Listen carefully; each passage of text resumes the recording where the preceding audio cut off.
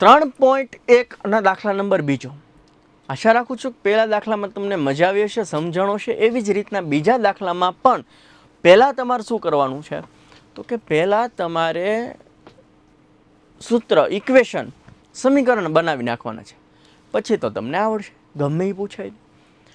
Equation બનાવીએ વાંચીને કે 5 પેન્સિલ, ધારો કે પેન્સિલને આપણે એક્સ કહીએ, લખવું જો, ધારો કે પેન્સિલ બરાબર એક્સ અને પેનને વાય કહી દઉં.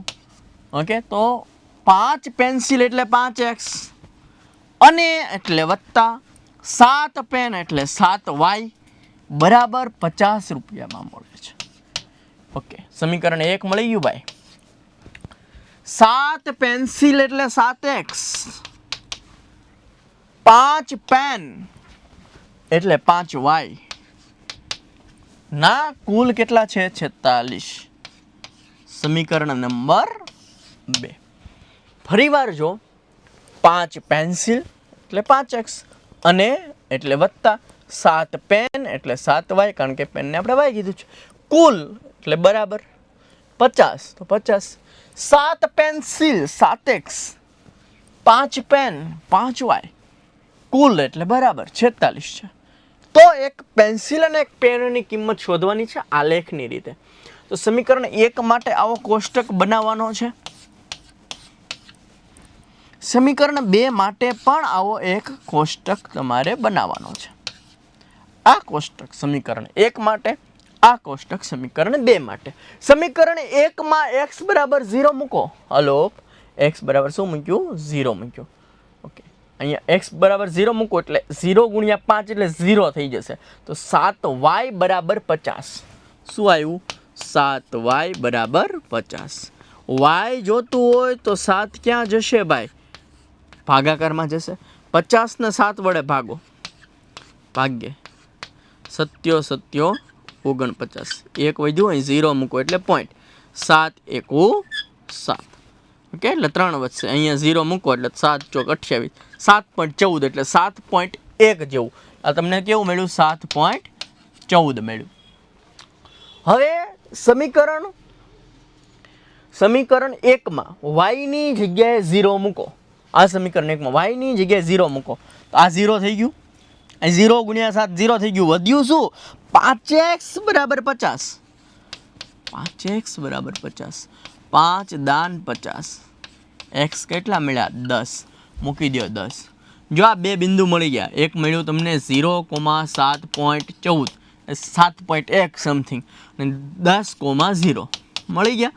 આ બે બિંદુને તમારે, આ બિંદુ છે એ y એક્સિસ ઉપર મળશે, આ બિંદુ x એક્સિસ ઉપર મળશે. બંનેને જોઈન કરી દેવાના છે. સમીકરણ 2 ની વાત કરીએ તો x ની જગ્યાએ 0 મૂકો. x ની જગ્યાએ 0 મૂકી દો. હાલો, એટલે x વાળું પદ 0 થઈ જશે. આવું વધ્યું. 5y બરાબર 46. y બરાબર 46 ભાગ્યા 5. હલો, 46 ભાગ્યા 5 જો તો 46 ભાગ્યા 5. 5 9 45. 1 વધે, 0 મૂકો, પોઈન્ટ. 5 2 10. ઓકે, શું મળ્યું? 9.2.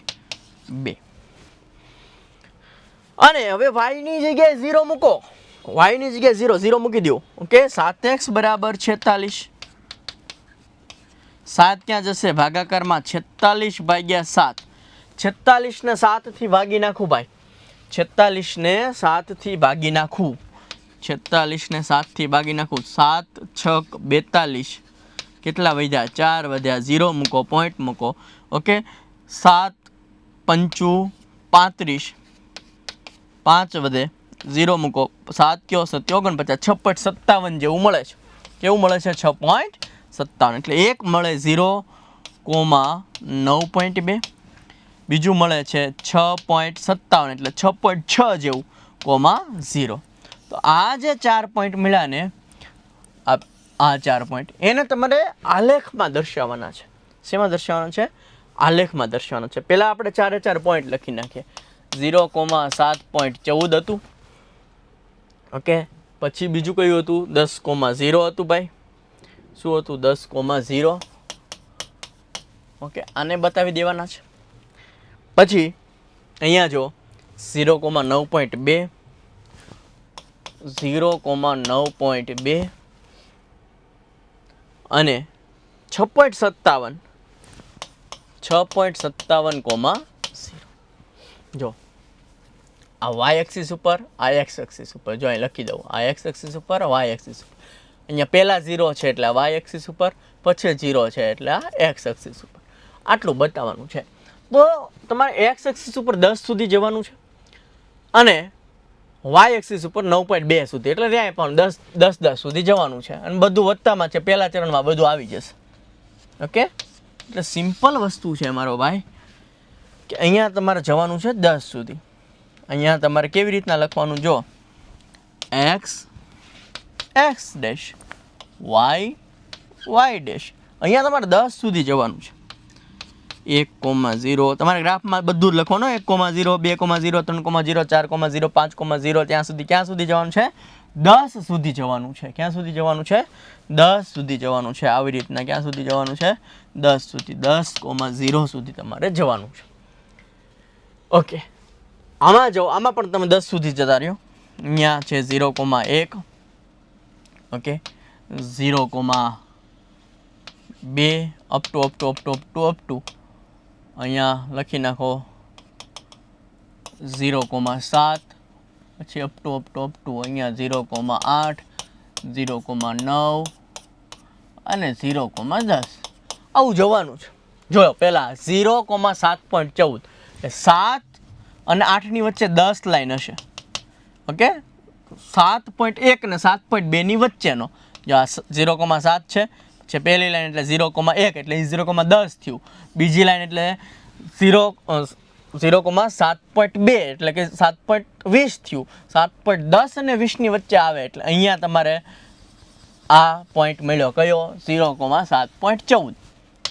કોની વચ્ચે મળશે જો હું તમને કહું, થોડુંક ઝૂમ કરીને બતાવું. અહીંયા છે 0,7 પછી 10 લીટા, 1 2 3 4 5 6 7 8 9 10, પછી અહીંયા 10મા લીટે આવશે 0,8. ઓકે, હવે તમને મળ્યું 7.14.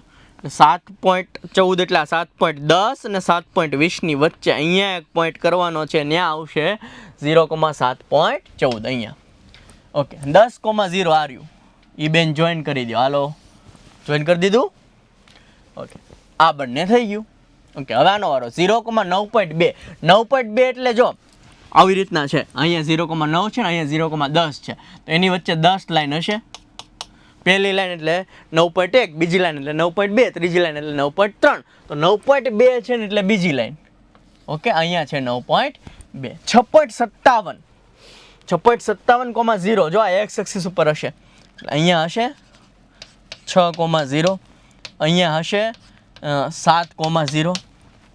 આ બેની વચ્ચે પાંચમું છઠ્ઠું છે ને એની વચ્ચે આવશે. પાંચમી લાઈન અને છઠ્ઠી લાઈનની વચ્ચે આવશે, કારણ કે પાંચમી લાઈન એ 6.50 થઈ, છઠ્ઠી લાઈન એ 6.60 થઈ, તો 6.57 એટલે પાંચમી અને છઠ્ઠી લાઈનની વચ્ચે આવશે. આમ આની વચ્ચે 10 લાઈનો હોય, એની વચ્ચે કેટલી લાઈન હોય? 10. એમાં પાંચમી અને છઠ્ઠી લાઈનની વચ્ચે આ પોઈન્ટ આવશે 6.57 6.57,0 અને આ પોઈન્ટ કયો છે? આ.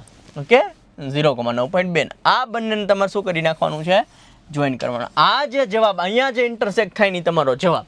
હવે એ ક્યાં ઇન્ટરસેક્ટ થશે એ તમારે ખાસ ધ્યાન રાખવાનું છે.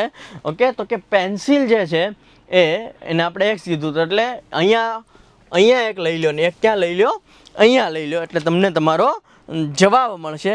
ઓકે, એટલે અહીંયા તમને 3,0 એ પોઈન્ટ મળશે. એટલે અહીંયા આ પોઈન્ટ છે ને એ તમારો 3,5 મળશે. શું મળશે? આ પોઈન્ટ તમારો 3,5 મળશે. એટલે 3 પેન્સિલ હશે ને 5 શું હશે? પેન હશે. એટલે જે બે જગ્યાએ ઇન્ટરસેક્ટ થાય ને તમારો શું હશે? જવાબ હશે. ઓકે, આશા રાખું છું સમજાણું હશે, મજા આવી હશે ને તમે જો આલેખમાં દોશો ને તમારો પરફેક્ટ આન્સર આવશે. ઓકે, આ એક પ્લેન સ્લાઇડ છે, કઈ રીતના કરવાનું મેં તમને સમજાવવાનો ટ્રાય કર્યો છે, તમને સમજાઈ ગયું હશે. અને બાકી ના સમજાણું હોય અથવા તો બીજું કંઈ સમજવાનું હોય તો તમે કોમેન્ટ બોક્સમાં કોમેન્ટ કરી શકો છો. આશા રાખું છું સમજાણું હશે, મજા આવી હશે. મળીએ છીએ નેક્સ્ટ લેક્ચરમાં. ત્યાં સુધી જય હિન્દ, જય ભારત.